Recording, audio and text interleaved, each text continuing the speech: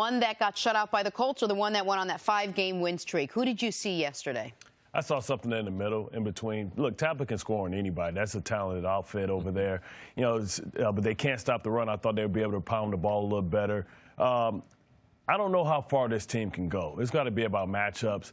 You know, they're much better at home than they are on the road. I don't know if they can take it on the road. You would expect that defense and run game travels, but I just don't see them as being a favorite in any of these matchups, especially if they go against somebody like the Bears, who's a better version of themselves, a more explosive offense, more dynamic offense. But they always have a chance when you have a run game. They can get turnovers like they got yesterday. I don't know how, if you're a Cowboys fan, you could watch the game yesterday and have more confidence in your team moving forward. We knew their defense could be really good, and their defense was excellent. Randy Gregory had a strip sack, and then Jalen Smith showed that he is as healthy as he was pre-injury at Notre Dame, made a great play. They set up another touchdown with a mishandled handoff between Jameis Winston and the running back. Randy Gregory scooped that one up, almost scored, set up that drive inside the 4-yard line.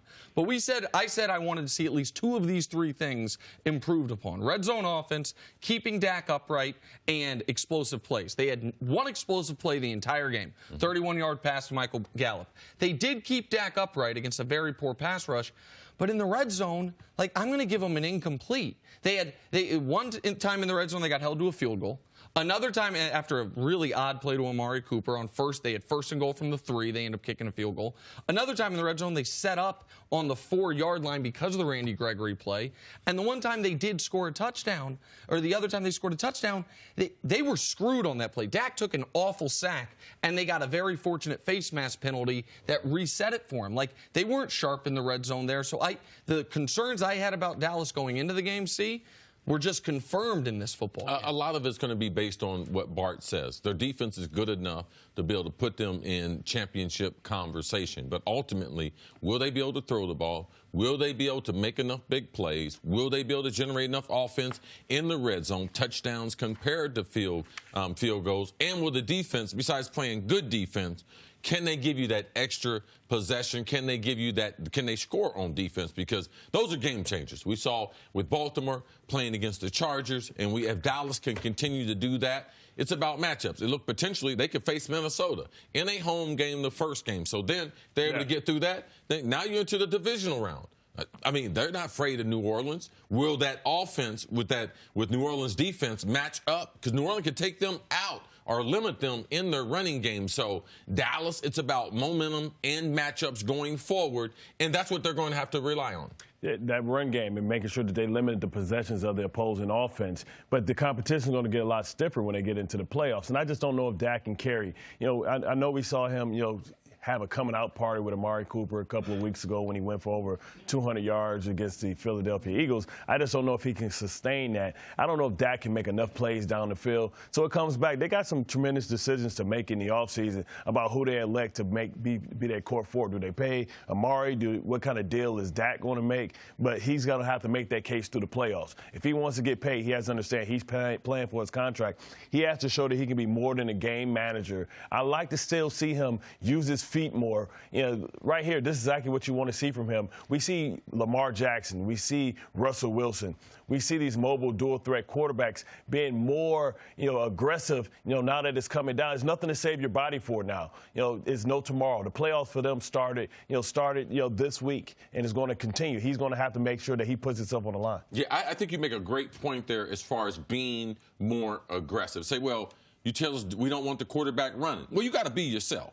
Yeah. Russell Wilson, when it comes down to it, man, what is he going to do? He's going to make some plays with his feet. Now, Russell could always throw the ball. Lamar Jackson, what are they doing with him in Baltimore? Man, they got a game plan so that he can be successful. Dak is not going to be, at this point in his career, he's not going to be 35 times drop him back. But if he can carry the ball 5 to 8 times to help enhance, to keep that backside of that defense. You talked last week, well, how are they going to get better in the red zone? We saw Dak with the quarterback keep, with the quarterback option. They called it down there. That was a designed quarterback run. Helped them this time when they're getting into the red zone. I'm with you. I would be more aggressive. Man, your body, man, listen, dedicate that to the game. Don't be trying to save it. And I just believe that that's going to be his style And that's how Dallas is going to win a lot of football games if they're going to win. And that's the only way I think you can score points in this league if you don't have a dynamic downfield passing attack, where your rushing attack is not just one great running back, but where you also have to worry about the quarterback getting out on the edge. And he's not the athlete Lamar Jackson is. I don't even think he's the athlete Russell Wilson is.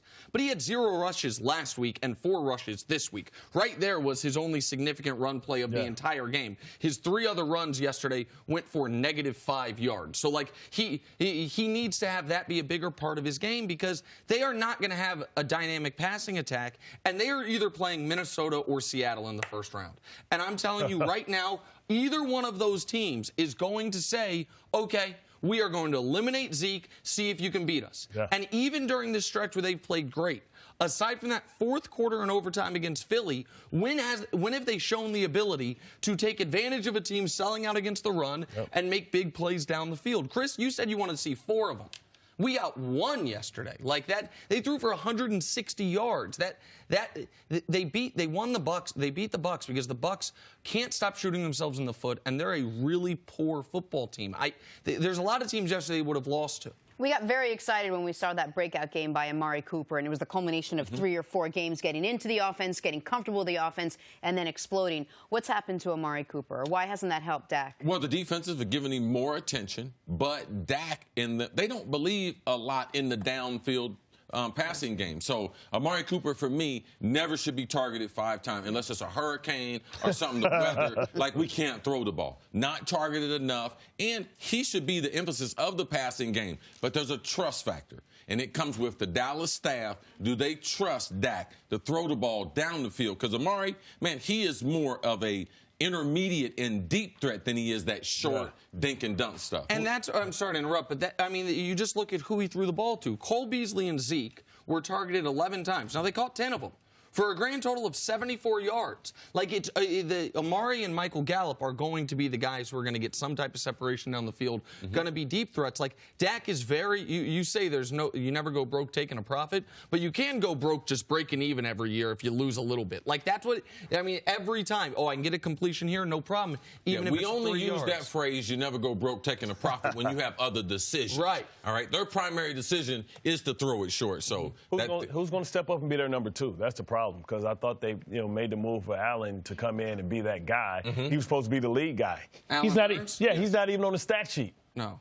You know what I'm saying? That's a problem. He's been a bust. Yeah, Michael Gallup's been inconsistent, a young player, but also the throws have been inconsistent. So it's hard to develop continuity in the passing game when the coaching staff doesn't believe a lot in throwing the ball down the field. That part, and Amari Cooper, you just don't see it week in and week out. That's what I would make them force me to throw the ball away from Amari Cooper, because I'm going to force feed him. They're going to have to be creative. They're going to have to move him around into the slot. You know how it is. Guys are rolling coverage to him. You got to take the target out of his back, put him off where they can't jam him, put him in the slot so that he can do some of those speedos and over routes where you can't really, you really can't double him and take him away. With all that said, another marvelous performance by the defense. The defense basically outscored Tampa by themselves if the Gregory would have gone for a touchdown. The defense was great and is in playoff form right now. And they're going to have to be great if this offense has. Thanks for watching. Subscribe here to get the latest from the show. Also, be sure to check out more of the best clips from First Things First, or go watch a few segments from our other shows on FS1.